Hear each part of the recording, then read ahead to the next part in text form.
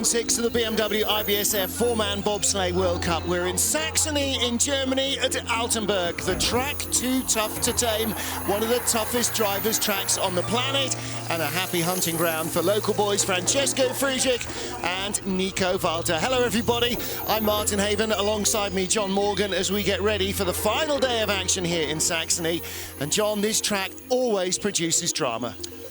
Track built in the 1980s, East German Sports Military Secret Training Center. And they finally let the foreigners on it in 1880 or 1987. I was here for that Aero Cup, and you know, it's been a challenge from the first day this place has opened. Look at the start record, 1996? Wow. Yeah, 22 years old. Benish curve, curve one, curve two. Real quiet up here. You aren't accelerating too fast, but you can't make any mistakes. This is the big pivotal part of the upper part of the track. Exit of Omega into 4. All sorts of problems for women's bob and two-man bob last couple days. 6, 7, 8 labyrinth, three-corner combination. Every track has to have one. Now 9, you exit Harold Shodai. It's named after the 1994 four-man Olympic champion. Kreisel, wow.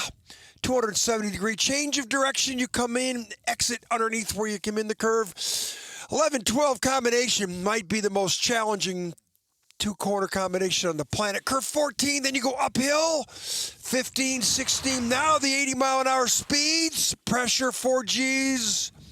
The athletes are busy. The drivers are busy. The teams are in the back behind the driver. They got to know where they are. Martin, this is some challenging facility. The athletes will be very happy to see it in their rearview mirror when they depart tonight. Well, they will. It's not a track that anybody takes lightly, but it is one that drivers like because it really rewards the driver. It's not just about the start. Johannes Lochner is our World Cup points leader. He's had 3 wins in the four-man already this season. Rico Peter lies second. He's had a win, a silver and a bronze. He was disqualified out of the silver medal, bronze medal position yesterday in the two-man competition. And of course, all of these positions may well determine, first of all, who gets to go to Pyeongchang in Korea for the Games and how they line up in the starting order. It was a misty day. It's been fairly cool over the last couple of days, but damp. Most of the snow had vanished. It was looking like early spring, but a little bit of snowfall this morning. There's Rico Peter. Talked to him last night and the guys from FES. It was just an issue with the cowl on the sled, the same as cost the Canadians, Nick Polinato, his first World Cup medal. So it wasn't a major technical issue, but they were disqualified, so he lost a bronze. Our start draw, well, we've got 23 sleds in the field. That is assuming that Patrick Baumgartner goes today. He was on the entry list in the two-man, didn't start. He should be the 23rd and final sled. Only the fast 20 go through, so there will be 2 or 3 sleds who don't get a second heat, but that shouldn't affect our front runners. Good crowds, as usual. Round 6 of the four-man bobsleigh World Cup. We're in Altenberg in Germany. First man down, Dominik Dvorak, the 25-year-old from the Czech Republic, who had a rocking two-man race yesterday, 6th after the first heat, and again then he also started first out of the blocks.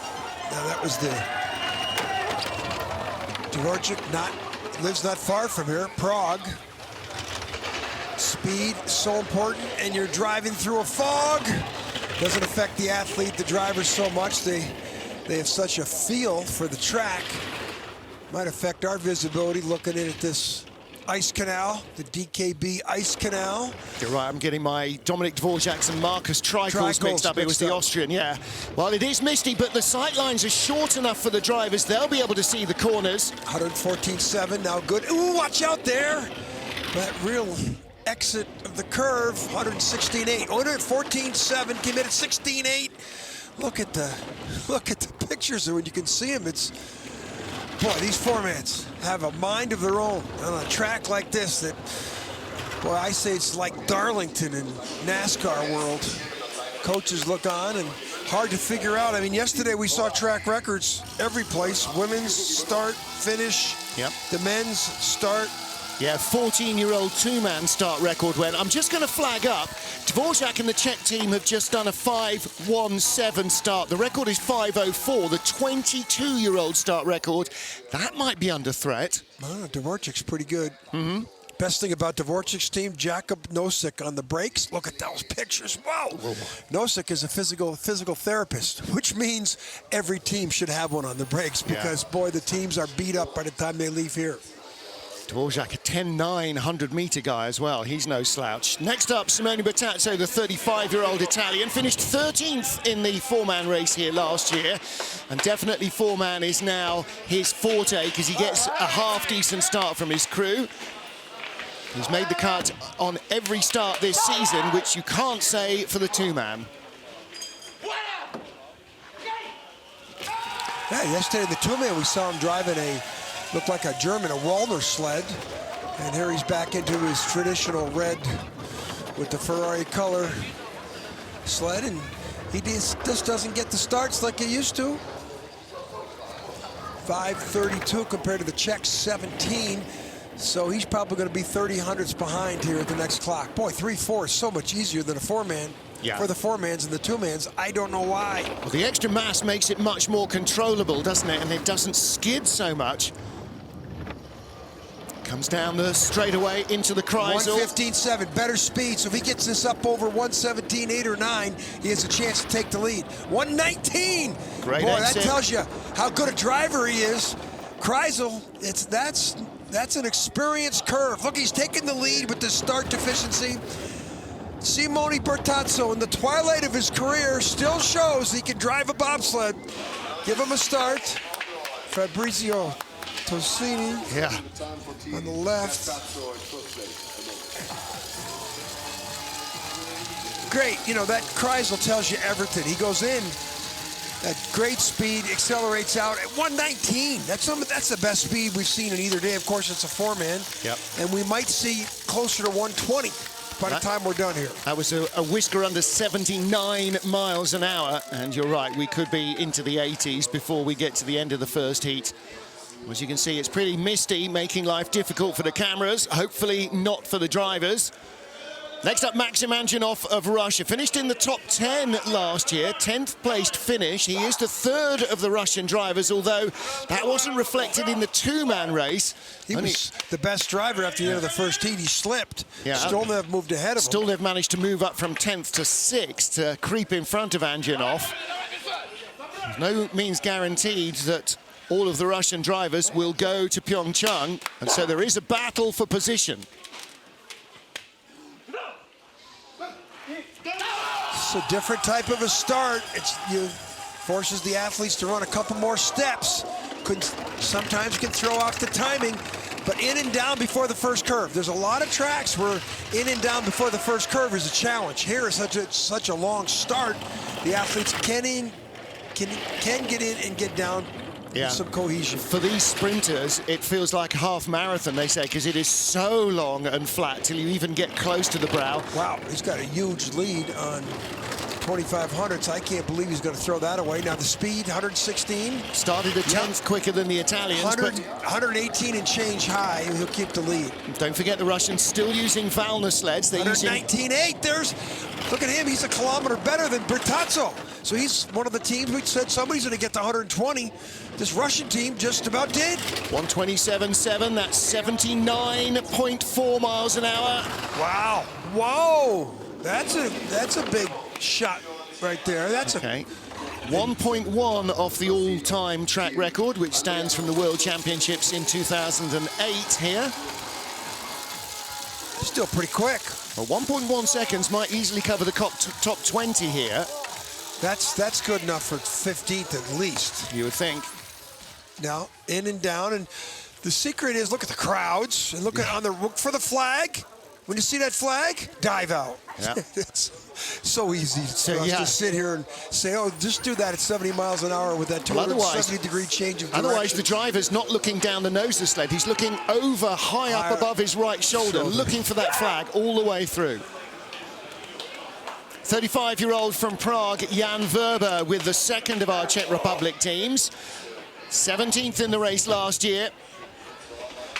Veteran Jan Stoklaska at 2, with Dominic Succi and David Egdi also joining the team. Succi was on the 2-man sled yesterday. Well, Vreebra's got some good history in this track. Some history in that sled as well. He was telling me last year, we were talking about it here, and he's saying that is a 1990s Dresden chassis with a more modern Bruno Mijon-built cowl on, but even that's 5 years old.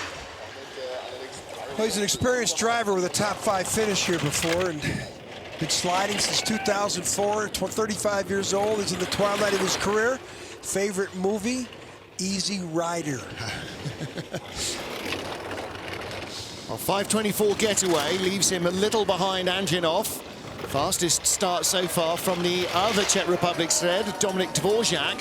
And at the moment, it is a battle between Verba and Dvořák for supremacy, and Verba makes a big mistake off the Kreisel, gets a long skid and a hit. Didn't have all that speed that we saw the Russians have. And he's behind his teammate. Yeah, he's going to be way back. And that's really bad news for Verba to be, he squeezes in front of his teammate by 500ths.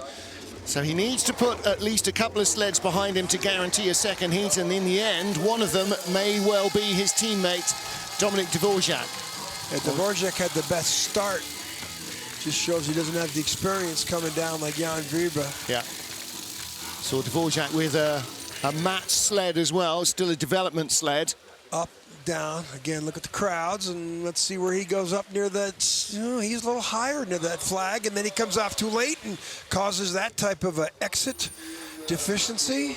Well, lots of fans here from Saxony, from the Dresden region, where their local heroes come from, but plenty have come across the border to watch the Czechs. Next up is Matthias Luthi, turned 28 on January the 1st. So he was a New Year's Day baby for his mum. What a fine present that was. Didn't race in the World Cup here last year. He had a decent day yesterday in the 2-man competition. Yeah, drove well. Now, Poles will probably give away a little bit at the start as well. If they're in the mid-20s, that'll be a decent getaway. Long load from the guy at 3, Lukas Medjek. Speed 49.2. Might have something to do with that extra step and load. Let's see if he gets through here clean. 4-mans are coming through there a lot better than the 2-man or the women's sleds, or even the skeleton sleds. And I wonder whether the moisture in the air is having an effect. We were talking about the rain last night with Nico Walter. Said, does it make it more slippery, reduce the friction? He said, no, the problem is you have to have the refrigeration on so high, it frosts really quickly. Do you see that nose? Yeah. Hauled it off there, didn't he? 17.8, that's 2 kilometers down to the Italian and the Russian sled. 3,700's back. This looks like a top 2, though. Yeah, good run. Flying on the bottom. Chasing down Anjanov. Wow. So 3rd, just behind Simone Bertazzo by 400ths. He outstarted Bertazzo by 400ths. I think they had some issues at the start. 500ths off at the start for Andrianov, but Andrianov had huge speed on the exit of Kreisel, 119.8. Yeah. That should tell you that one of the favorites in today's race, Kasanov from Russia, probably will do the same. Get in, get down with cat-like efficiency. Okay, number 2 guy, he's in. He's waiting for the 3 guy to get in, get his feet down, and 3 guy looks like he didn't get in quickly enough. And then here, watch the nose of the sled go up when we get near the end of the curve here. Watch him go up. Whoa, you won't see too many variances like that. You better not. You better not. He landed it okay. He's saying the visibility is not great, and I wonder whether that is going to be a factor. Maxim Angelov, the leader, 5 down in our first heat in Altenberg. How much can the drivers see? We might find out from this man, Oskars Kibermanis, bronze yesterday in the 2-man, as he was the year before. He was 7th in the race last year in 4-man. Good load from the Latvian crew. Good start, 5:18. Second best start, the Czechs. Dvořák's team had the best start. And this fireman from Riga, who's a decathlete, his number 2 guy, Janins Janssens, he's also a decathlete. His favorite athlete, Ashton Eaton, the 2016 Olympic gold medalist in decathlon. Yeah, and the two of them finished in 4th at the line yesterday, but after Walter's disqualification, Kieberman has got his 2nd bronze on this track in 2 years. 16.1, he's going to beat 19 speed here. Doesn't have 19.1 low, that's why he's 100th behind the Russians. Now the lines look okay. It doesn't look like he's having trouble finding the line. 127.6 is good speed. This is going to be single digits. But Andrinov was quicker, 0.03 of a second. 54.30 for the Latvian. You have to say Andrianov has had a good couple days here. Started 500ths behind Kiebermanis. Kiebermanis looks still with a black visor despite the mist. You might think that a clear visor would actually help him see a little better in the reduced visibility. All the lights are on the track as they were last night, but still, I guess what you're used to is what you're used to. Well, no complaints from him about visibility. Took bronze in the 4-man in Pyeongchang in Korea in the Olympic test event as well. And also medal in the 2-man. Silver in the 2-man. Only person that did both 2 and 4 medals. Well, yesterday a red letter day for Justin Kripps. Not only did he turn 31, but he took his first 2-man win of the season. And he and Alex Kopax, who starts with him again at 2, broke the 14-year-old start record. Watched by Kevin Kuska, who held it.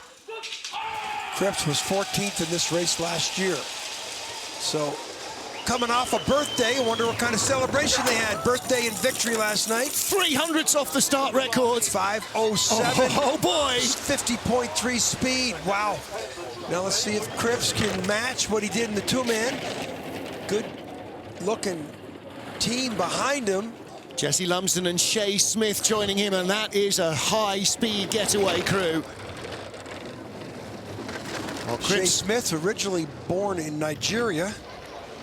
Kripps with really good lines, 0.08 of a second up, 1:15.6, 71.8. That's slower than Andrinov in the Valna sled. 1:19. Oh, he's a kilometer and a half down, a full mile an hour down.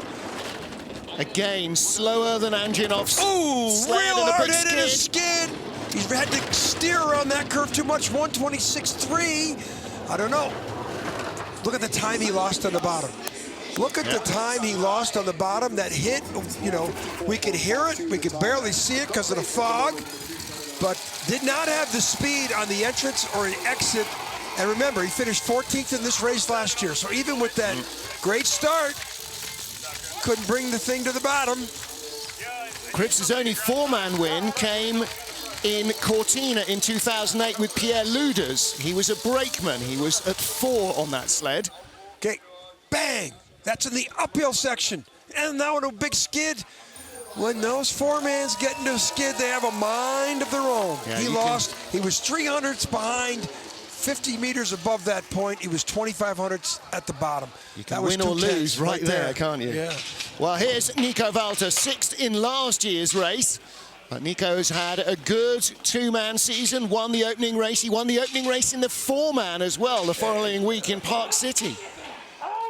Look at that, Andre Lange. Won here 3 years ago. Andre Lange track record with Kevin Kuska. Yeah, with Kuska, who must have been 2008. He must have been 20 then, Kuska. Kevin Kuska still there at 2 with Christian Poser, who was on the sled with Nico yesterday, and Eric Franke on the back handles. The big monster gets down quick. 5:14, decent 50.3. They did not have the better start as the Canadians did, but they had better velocity, even though the Canadians beat them by 700ths at the start. The Germans almost had the equal velocity at the 100-meter mark. Well, last evening, he was a bit sanguine about the disqualification. He said, tomorrow's another day, and the 4-man, that should work well here. 2,200, 116.7 in. So this could be 120 on the way out.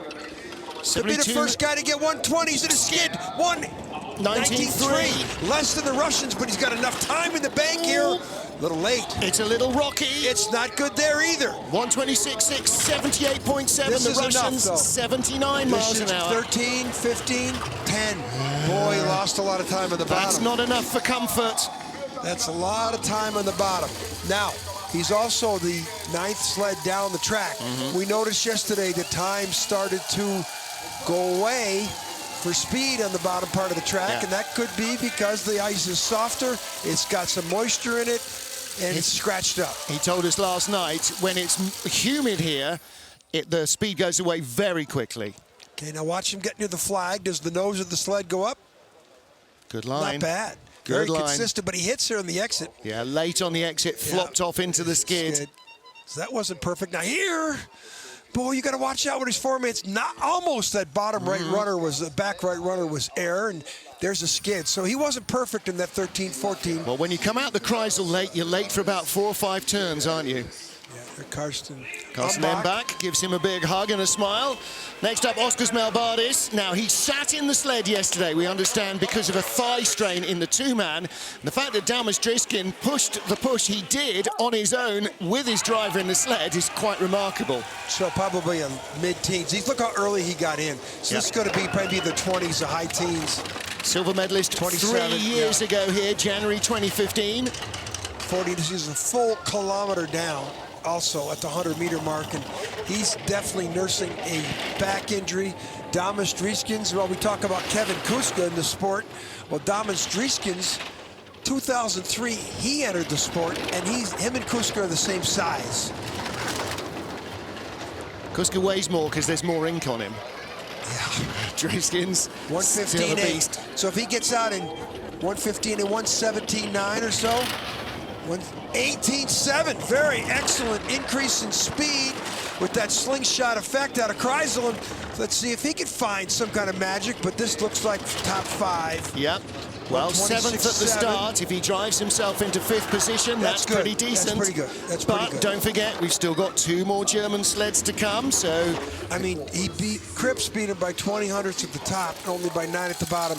You're looking at a very wounded former world champion here. And it's a 4-man push, and so if one of you is lame, then it's a 3 and a bit man push, and that makes a big difference. Look at him get out of the sled. Yeah, looks like he's had a bit of physio, look. yeah. I mean, how is it? How do you feel? He's probably not as sore as you are, but he looks it. Don't forget, though, we've still got all last year's podium finishers yet to come. Okay, let's watch for the nose when we get near the flag here. Perfect. I mean, real clean. You know, great acceleration, and he slingshots. Look at the speed after the Kreisel. Melbardis off the pace has a lot to do with his start, but I thought that was a pretty good run considering he had the 7th best start of the 9 sleds. Yep, came down in 5th. Got a smile on his face, but he is limping, isn't he? Next up is Alexander Kasyanov of Russia, last year's silver medalist, and the only Russian to take a medal since Alexander Zubkov back in the fall of 2011. So it's a 7-year drought he broke. One of the better drivers in the field. Let's see if he can get a start time where he can compete. There, 5th best start. 49.7, can't crack that 50-kilometer barrier, which is important. But you're looking at some of the best eyes and hands of anybody in the field. And the World Cup champion last year in 4-man. He won in Whistler and in Pyeongchang in Korea. An Olympic test event now. You have your pet theory about that and how few race winners have ever won the big event. 115.8, so 118.9 or something. We'll have a chance. 119 flat. That's some of the best speed that we've seen coming in there with this deficient start time. 2900s, 127.4. This looks like top 5, top 4 maybe. Yep. So the track's not there. 4th. Well, when you have the start time like he did, the 5th best start, drove himself into 4th. 79.2, that puts him in the 4th best speed, 3rd best speed in the finish. It's miles per hour. Well, the leaders, the top 3 ahead of him, started 8th, 3rd, and 6th. And the track, you know, it's kind of where it is now, I think. There's not going to be an advantage from anybody. Back to that jinx. We've had 18 2- and 4-man total events since the World Cup, pre-Olympic tests since the Olympic Games of Calgary, the pre-Olympic there. Only one athlete has ever gone on to win the pre-Olympic test and the Olympic gold. That was Harold Chodai in 1994 in Lillehammer. So that's quite a jinx to overcome. Nico Walter, the leader, partway through the first of 2 heats here in Altenberg in Germany. 11th bar, 23 sleds on the ice is Canada's Chris Spring, returning after he didn't race here last year to the track that very nearly cost him his career 5 or 6 years ago. The 33-year-old formerly slid for Australia, took a bronze in the 4-man in Park City, the opening 4-man weekend. Yeah, January of 2011, I think it was. And Chris hospitalized in Dresden and overcame all that, showed up with a cane at the World Championships in Königssee and said, I'll see you guys next season. Needless to say, he has. And he's won events since then. He's second in the World Cup points in 2-man. Typical bobsled driver, very driven. Well, sold almost all of his possessions over the summer to live in a camper van to focus 100% on the Olympic Games. He was bronze medalist in the season opener. Way off the pace. He's fighting for a top 8. And this kind of was the story of the 2-man race as well. The Canadian sleds didn't have speed with, and Lyndon Rush going, okay, where's that? They didn't have the speed where they thought they should have had off a good start. 5:19s, quicker than either of the Russian sleds started, and yet he is in 9th place out of 11 sleds. 5th best start. He's only 100th. But the off speed, his teammate, or he's 1200s back of his teammate. Speed just sagged away. Cam Stones, Josh Kirkpatrick, you just saw looking pretty downbeat.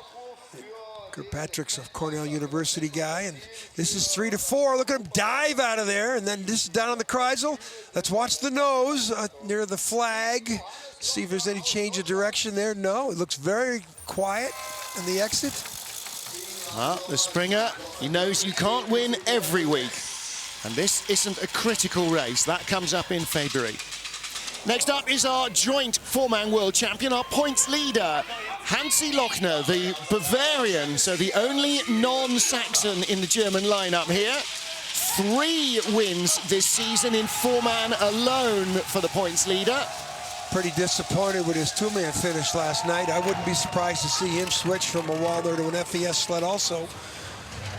But the start time, 5:09. Valner sled has got 50.3. 4-man speed. So that's excellent speed velocity, the same as the Canadians. The Canadians at a 200s better start.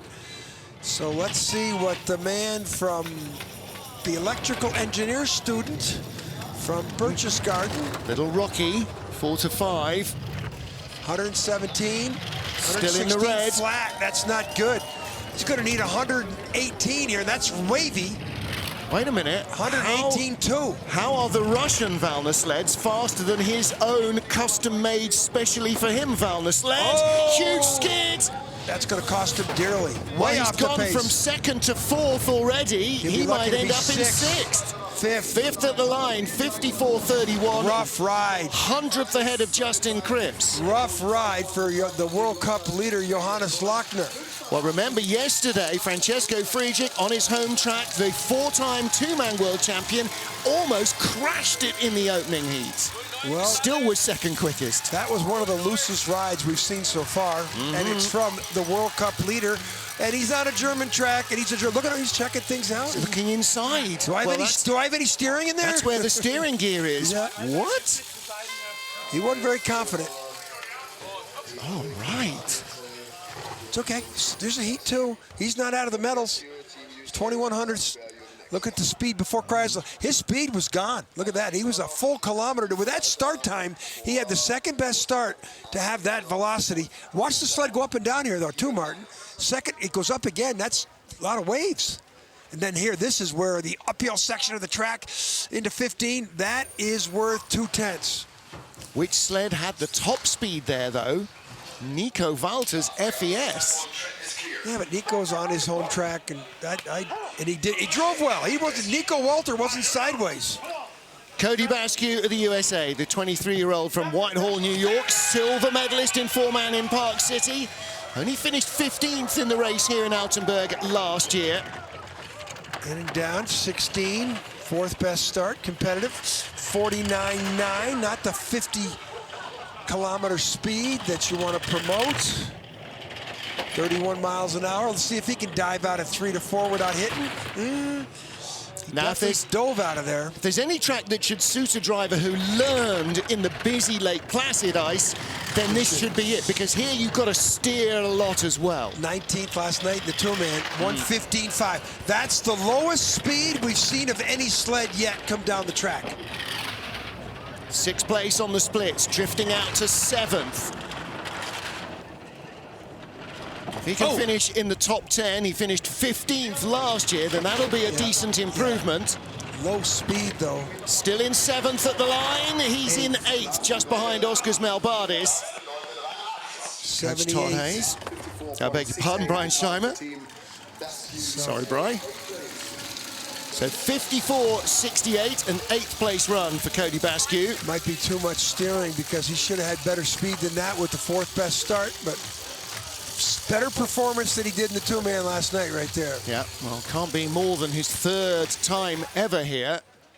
And with limited visibility, that's probably not helping much either. A little late off of 14 and 15, just lets us go straight. Yeah. You know, lets the 4-man do the talking, and these 4-man sleds will go straight if you allow them. If you overcompensate and gets into a skid. Next up, Great Britain's Lamin Dean, the 36-year-old from Manchester, Grenadier Guardsman with Parachute Regiment, 21-year-old Nick Gleeson, Andy Matthews, 33, and Greg Cackett, 28 years old.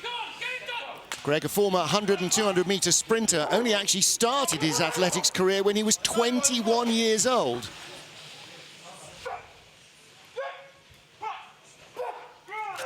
Well, the big story for Lamin Dean this year, silver in the 4-man in Whistler. What a couple of weeks British bobsledding had in North America. Oh, they aren't even in down a little late. 49.1, one of the lower speeds, 7th best starts, but you're about the 12th best speed, though. And that's, one thing is that 50-meter start. The second thing is how you get in the sled and sit down before you get to that first curve. That's the 100-meter mark. 7th at the start, out to 10th on the splits. Okay, decent exit down the straight. Speed lower than Basque. That could be related to the track, too. 12th place. Probably hasn't gone away that much in one sled. He's got at least 12. Oh, wow, that's airborne. Back right runner. 1:24.2. He's at least 2 miles an hour down. Slowest run so far. Lamin Dean may struggle to make the field as he failed to make the cut yesterday in the 2-man. Well, they didn't have a good load into the sled. No. They should have had better speed than that velocity point. Now, but the track is definitely chewed up. There's no speed there, because I was very surprised to see Cody Basque with the speed he had. Lamin Dean, both of those guys are medalists, and they don't have very good speed. Too much crossover there in the labyrinth. Looking at the back runner went up, so that cost him some time. Skid here, going in, skid 13, coming 14. out. Has to haul it off. Yeah. And I bet you, then he comes over and you see him hit the exit of 14 and was not smooth, but Lamin. Late everywhere. Not everybody's smooth. It's raining again. And is that rain going to turn to snow or not? We'll have to wait and see. Well, next up is Francesco Friedrich. He's the 4-time 2-man world champion with Johannes Lochner. He's also the reigning 4-man world champion. And from Pirna, just up the road, another local hero. Hasn't had a win this year in the 4-man. He was bronze in Winterberg and Eagles before Christmas. 5:08. Wow. 50.4, 50.5. Not only, they didn't have the best speed, but they had the best velocity. That's the load, and that's that experienced team he's got. Growth Cup. Wow, he's got some athletes on this sled. Yeah, Candy Bauer back in the team at 2, didn't go to North America. 300s, should have had more in the lead than that, but that's because the track's cut up. All he wants to do is get to the bottom, be within single digits at the bottom. He'll have a chance. 1:16.2, should get out of here in 1:19.5. Needs to in this sled. 1:18.7, not. So he's going to fall back, probably 1500s, but the bottom. Ooh. Now, he raced in an FES this came 2-man. back a little bit. He's holding on. He almost dipped over there. Challenging Nico Walter for the lead. The 2 hometown heroes are 1600s apart. That's okay. That's okay. There's Johannes Becker looking on the spare. Almost crashed in the bottom there, 15. But with the same as in the two-man yesterday, same corner. Half a kilometer down to Walter. Walter went 8th. Francisco went 15th. He has a game on here. I still think he can get up into silver. Well, 1600s, one mistake can wipe that out. He could still be at the top of the pile, yeah. Okay, out of the fog. Okay, and he taps this wall here. He forces in the middle of the next curve, 15, and he comes out of here late. Watch the sled flop on two runners. He had to haul the nose down and the tail slid around. In the first heat of the two-man, he almost tipped over in 14. In the first heat of the four-man, he almost tips over on the exit of 15. Wow. Nico Walter leads from Maxim Anjanov and Oskars Kibermanis. 15 of our 23 sleds down in the first heat on a misty Sunday morning in Saxony. We're at Altenberg in round 6 of the four-man bobsleigh World Cup. Next up, Switzerland's Rico Peter, the 34-year-old, finished in 5th place in last year's race. He had 1 four-man win and 3 silver medals in last season. This year, his best in the four-man is a 7th place finish. Just hasn't been getting the results that he had last year. Look at that start velocity, bottom of the pack. What a season to go off the boil. Yeah, but the reckless driver who really came to light last year, that's the worst hit in 3 to 4 we've seen yet. Quarter second back, he's 11th, he's gonna fall more. Now he's also dealing with a cut-up track. Couple hits, 115.1, so he's gonna get out of here, and if he gets out in a low 118, it'll be good. He's a full mile an hour off the top speed, though. All the way down. Oh, and he's gone! The first crash in the four-man race is Rico Peter, last year's 5th place finisher. And Thomas Amrein is desperately trying to hold on in the sled. They all get crushed against the wall again. I hope they grab this sled, because I think that let's listen. Yeah. No, here it comes. It's going backwards. Going backwards. Well, we're looking from the finish down the hill, but actually it's down. It's going to be sliding back down to the low point. But I didn't like the way the brakeman was hanging out of the back of the sled. Amrein was desperately hanging in there to try and not get spat out. Now it's gone back up. This is the final corner, and then it'll start to grind its way back down to the low point. Thomas Amrein there is out to try and grab the sled. Seaman Friedli's out as well. It would have been best to stay in, but boy, if you're in that position, you just want to get out of that little... No, because now you're going to need a new helmet. Well, Rico Peter, I think, is still in there. I think Alex Baumann might be as well. 2 of them. They're going to come back again. And this is, you know, really adding insult to injury for the athletes. For the athletes. Yeah. And the low point is where that crowd of people are gathered. The doctor will be there with them. He'll be the first man in to make sure that the athletes are able to get out of the sled. And yeah, I mean, we saw it yesterday in the women's race, in the men's race, when sleds crash. Why aren't you stopping them as they're going up the hill?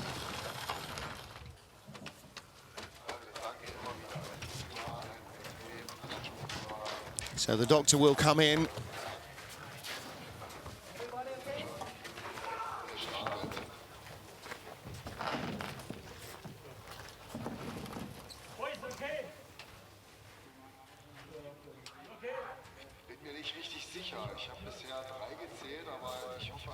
Thomas Amrein, Seaman Friedli stalking back up the hill.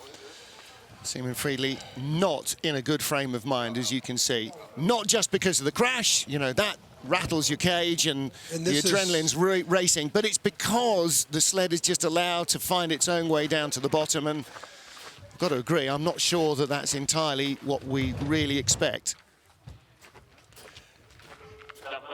We just saw Francisco Friedrich come down. He's in 4th. He almost tipped over in 15. Yep. He's one of the most accomplished pilots in the field. And okay, Rico Peter is too. Oh, he's very unsteady on his feet. We saw this with Misha McNeil yesterday. You know, a hit here at these speeds really rings your bell. And Rico Peter was looking very wobbly there.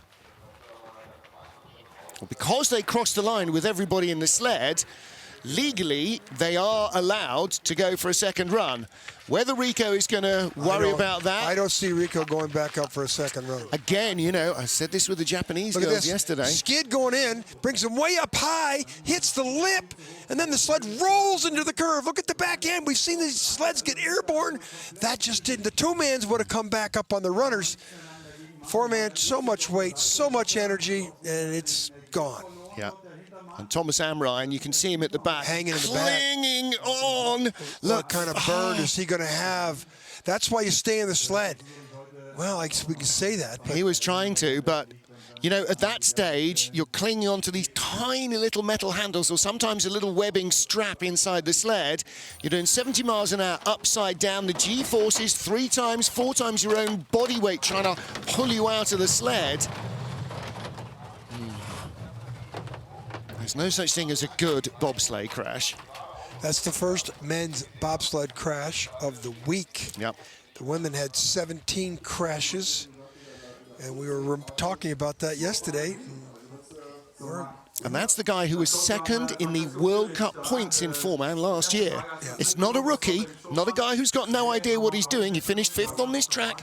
He knows what he's doing and how to get down. Stephanie Schneider, the woman's driver who won the Innsbruck and Winterberg races, the last 2 races on tour, she crashed in training. She crashed in the first heat of the race. So, you know, and Alana Myers, the world champion, she's had all sorts of issues here this week. Yeah. 2 crashes, and then her teammate Brittany Reinbold had 4 straight crashes, didn't compete, and has probably lost her Olympic spot to the Canada #3, Christina De Bruyn.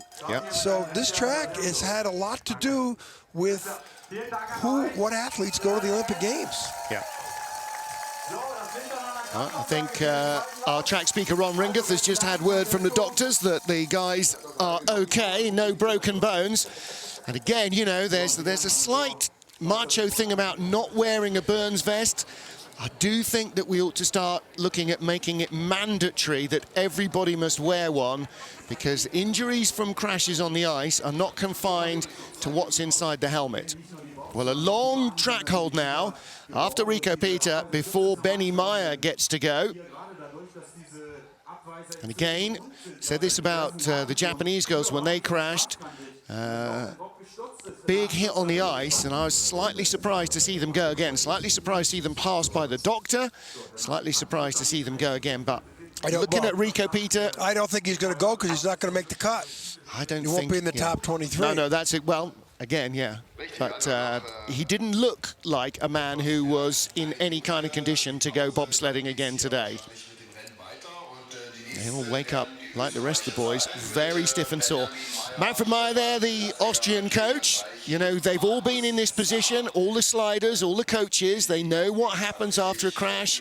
Clear up operations. You just put yourself into pause, put your mind into neutral. Look at the crowd out here, too. Yeah. And it's not just in the grandstands here. No, every place. At the start, it's every inch of this track. The Kreisel is pulled. Here we go. Track's been cleared. They cleared the track. They said gave them a minute. Yeah. Now they'll give them, once they get settled, then we'll have the green light. And of course, for Manfred Meyer, it's not just his athlete waiting, it's his boy. Yeah, this is Benny. 23-year-old Benny Meyer. Gets married in the spring to Elizabeth Arche, his fiancée. They're off to sunny Hawaii, which must feel like a very long way away right now. But there's no time to be thinking about what's just happened. What you've got to do again is focus your mind on what you're going to execute. This Killian Walsh, one of the newer guys on his team. Yeah, well, Donat Moldovan, who normally races with them, not in the lineup this week. Walsh is only 20 years old. He's a volleyball player, but... And he's been a brakeman when Marcus Sammer has been driving, when they've done double two-man duty. Sammer has stopped driving this season to concentrate on making the four-man and the two-man a viable proposition for Pyeongchang for Benny Meyer in Austria. Marcus Sammer is an orthopedic shoemaker. Yeah. Didn't know that. 29 years old, and Lasseger Stefan is American football player, his favorite athlete, J.J. Watt. He looks like J.J. Watt. All right. So off we go after a track hold into the mist once more. Benny Meyer, 4th place in the race last year. He had a really good 2-man and 4-man weekend here. 49.6, which is about equal to their 11th place start time, start velocity, pretty much the same. Pretty good, 3 to 4. His best result this year has been 5th place in Winterberg, where last year he got his best result in 4-man with a bronze medal. He slipped a little bit. Remember, he had to wait a little bit. Track slowing down, 115.2, so he wants to get out of here 118 flat if he could. Ooh, tap, 117.9. That was close. That tap might have cost him. So, clean lines in the graveyard. Nice, 63, 124.9. He's coming on a little bit. This looks like 13th or so. He'll make the cut. Yep, 13th at the line, 54.90. Yeah, unhappy with that. And well, in retrospect, it's 45 minutes since we started. Yep, track's frosting up. And Benny Meyer, yeah, there's been a couple delays. May have finished 4th last year, but cut up, and he has a chance to move up in that second run. Here now, the up and down, it's pretty consistent line from this 23-year-old who's got a lot of experience. European champion 2016, 2015, which is quite an accomplishment for a 21-year-old. There he's talking to Thorsten Margus, the brakeman for Francisco Friedrich. I wonder if they're comparing notes about visibility. 18th of 23 starters, Great Britain's Brad Hall, the 27-year-old from Crawley, former brakeman, started driving in 2014. Ben Simons at 2, Toby Alubi at 3, who was on the 2-man sled yesterday, the giant figure of Toby. And Joel Fearon at 4, born in Coventry, lives in Loughborough. I'm sure he wants to say hi to his wife and his 2 boys. And Brad Hall, bronze medal in the 4-man in Park City. His first and so far only World Cup medal.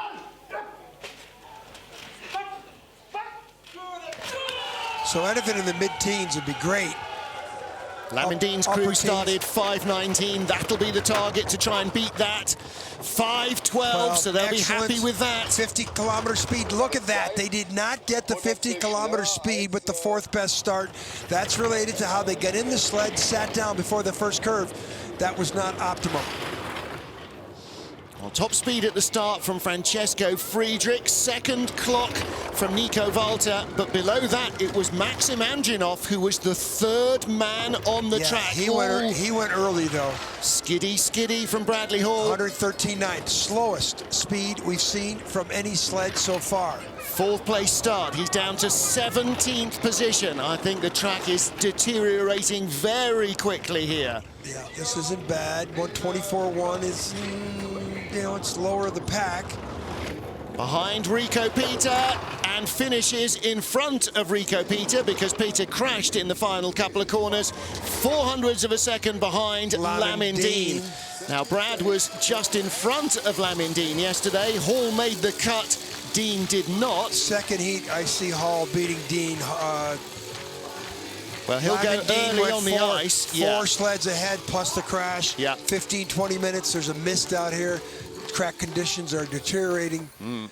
And we'd like to say we could see a lot there, but there's a late exit out of 9. Yeah. So if we're having visibility, but the visibility for the drivers isn't as poor as you think. Yeah, the sight lines are very short. Cameras tend to be a lot further away than the corners are. So Brad Hall with a lot to think about for the second heat. Some discussion going on between the Germans there as well. Next up, Nick Polignato, the 30-year-old from Hamilton, Ontario. 4th place finished yesterday in the 2-man. Back on the sled, Sam Giguère, the American or Canadian footballer, with Derek Plug and Ben Coquell. Coquell's from Moose Jaw, Saskatchewan. That's a great sounding town, isn't it? Derek's from Calgary. Sam was born in Sherbrooke, Quebec. Plays for the Montreal Alouettes. And Nick Polignato, the drivers from Hamilton. Played football at Bishop's University. Started his career as a brakeman. We first met him in Calgary when he was braking for Kaylee Humphries in her 4-man 3 seasons ago. But he's turning in some star performances in the last 12 months. Yeah, he's got no track to work with here, so he's just going to get to the bottom. And have a chance to move up in the second run. Ooh, a little late. That's why he's going to hit a couple times in the graveyard section. 122 is 3 miles an hour down, 3.2 miles an hour down, and he's in 18. Not only is there no speed left in the track, it's actually, I'm not quite sure what the opposite of no speed is. It's sucking speed out of the sleds. Yeah. Look, they started 8th fastest, came down 18th. There is no way in the world Nick Polignato is driving that badly. Had a much better season. He was 4th yesterday. He knows the track. Send me to hold the back. I got it. Yeah. It's just turning into either frost or mush, and I'm not sure which. 6th place finish in the opening event in Lake Placid. It's all been double digits since then. So this is not far away from his average performance. Slightly short. 20th of 23 sleds in the entry is Loïc Costaigne from France. Didn't race in the 2-man. Yeah. And racing in the 4-man instead. Roman Heinrich had a decent run in the 2-man for France. Vincent Richard, Vincent Castel, and Dorian Hauteville are the brakemen on the sled. Bruno Mijon saying the plan for France is for Loïc to go as the 4-man and Roman Heinrich hopefully to go as the 2-man driver to Pyeongchang. Ooh, in late. Well, 5:21 again, not a bad start. The Canadians had 800s better and equal speed. Oh, that's 48.7, not 49.7. So their speed velocity is on the bottom of the list. But their starting speed, they've outstarted all the Russian sleds. And Andrinov currently lies 2nd off a 5:23 start. These guys started 5:21 and they're 19th. 20th now. Yeah, I mean, the speed just... 8/10 back, 1:15.9. 2.5 miles an hour slower. And it's not kit. It's driving. not the sled, it's not the driving, it's not the runner choice. The track is just... That's why there's such an emphasis on being at the top of the leaderboard, World Cup points. You know, it's skiing. Do they come down the piste with a little rougher track to deal with if you go late? Well, Andrinov lucked in because he's in the group below the top 10. The next 5, they go into that random draw, don't they? He could have drove into the... He could have had that draw. He could have, but he didn't. And Andrinov lucked in, and as a result, he's lying in 2nd place. Now, you still got to drive it. He won't stay in 2nd place in the 2nd run. Yeah. It'll be a little bit like yesterday with the Austrian sled. Watch how far he runs here, and this is a little late getting in. They had one of the lowest velocities. Look at he's still running. He's pulling away there. You can see those footprints. Yeah. He's pulling the sled back there. That's why they had the lowest. I thought it was 49. It was 48. Yeah. So I had to do a double take and correct myself. Lowest velocity at the 100-meter mark of anybody because the brakeman ran too far. Pretty much ran it into the first corner, which is not what you need to do here. 20 sleds down, the race is full. Time for Alexei Stulnev now, the 30-year-old Muscovite. 8th in the race last year, but because of his indifferent season so far, he's way back down the starting order. 6th place yesterday, his personal best of the year. That was pretty good. 5:25. What's their speed? 49.3. Low velocity. Got thrown a bone yesterday, didn't he, in the 2-man? Yeah, well, drove well. You know, he got rewarded for good driving in the bottom part of the track. Look at this exit, 3 to 4, perfect. Missed the cut in Winterberg, then went 6th in Innsbruck. Now, that's not the consistency that you need in an Olympic season. Oh, that's not helping. 14.6. Ooh, big variance. Watch him near the 1:14.6, 1:15.4. Absolutely no speed. Only a kilometre 2 better. In exactly the same sled as Andrinov, the fastest man at the bottom. He's 2.7 miles an hour down. 5 kilometres down. But drive lines weren't that good either. No. 19th place, so he is in front of Loïc Costaigne, and Rico Peter, whether he's fit or not, will not get a second run. 2 sleds to go. Stulnev not safe. Where did he finish again yesterday in the 2-man, remind me? 6th. May not make the cut again in the 4-man. Well, the speed into Kreisel and the exit of Kreisel, some of the worst This is 8-9. He's late there. Now watch how late he comes off and crushes the wall here. This is why he had no speed in the Kreisel. That was a hard hit there. Yeah. And then in the Kreisel, he goes up and down. Look at these lines. You didn't have very good exit speed out of Kreisel, and those bumps above it and exit frustration mark right there. Stulnev, 4th in the 4-man standings at the end of last season. May not make the cut. Yesterday, Marcus Treichel had a searing first run. First man on the ice with Ekimeni Bassi, his brakeman. He finished 6th in the first run and then slumped down to the tail of the field pretty much in the second. Not sure he's going to get the 6th fastest run as the 22nd sled on the ice today. He'd be happy with 16th right now. He'd be happy with 20th right now, to be honest. Didn't race here last year. 49.3. Now, you like to look at aerodynamic profile. The brakeman's up too high. This is, even though this is a lot of turns, there's still, when you're dealing with 79, 80 mile an hour speeds, that way the air flows around the driver's helmet and out the back has a lot to do with hundreds of seconds. 19th at the moment on the splits, down to 20th, so he's in front of Loïc Costerg of France, who's the man in the drop zone. 115, just 117.7. Still 20th. Ooh, should have a chance. He's in. Oh! Or Here's is the he? latest line we've seen of He's 14. up to 19th. Can he hold it at the line? Will he be in or out? He is in 18th. Loïc Costerg is out. And Alexei Stulnev had better pray that Patrick Baumgartner doesn't get a decent run. Marcus Treichel makes the race. He'll take that. 17th best start, 18th finish. Rookie pilot, second-year piloting. We made the cut. Yep. That's what they're saying. And he was 3200ths quicker than Alexei Stulnev. Here, that's the worst line on the exit of 14 we've seen yet, but he got away with it. Yep. He came and didn't steer away, took his punishment, hit the wall, let the sled stay straight. Same start as Stulnev, 3700ths quicker. That's pretty shocking. Yeah.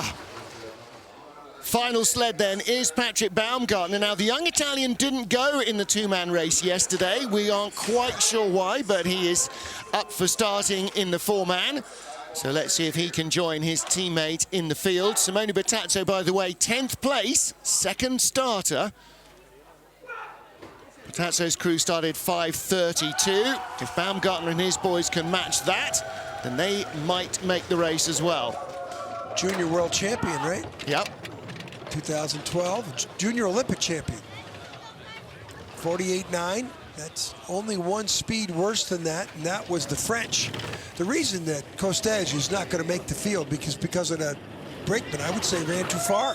Well, off a 5:38 start, I'm not sure that Patrick Baumgartner is going to make the field. Costerg is out. Rico Peter, who crashed, is out. And I think we're looking at the 3rd sled that won't make the second heat. He's 8800ths back already, still 23rd. And about 4 kilometers an hour down on the top speeds. Good lines. Yep. Really good lines. Okay, still in 23rd though. Don't think, maybe at the line he'll overhaul Rico Peter, who crashed. And he does, 22nd spot. Now, how far was he behind Loïc Costerg? 2/10 behind. Drove himself closer, did decent speed, 77.1. Started 1700 Look at slower. the speed that Marcus Treichel had, 77.8. Yeah. That's some, you know, the other person, 13th, they went early. So Marcus Treichel drove himself into that position. Baumgartner started 1300 slower than the French, only finished 2000 slower than the French. So that was a pretty decent drive. This didn't help, 6.7. In the crossover, he bangs before the take-on. And good aerodynamic profile, except the brakeman is up way too far. He's above the other two guys. And dirty air is a lot dirtier when it's like that. Well, one and done for Patrick Baumgartner and the crew, but the rest of them will all continue to chase our first heat leader, Nico Walter, the man from Freital, just south of Dresden, about a 30-minute drive from the track. A huge fan club supporting him here, and he, despite what looked like a bit of a shaky first run, does have the first heat lead.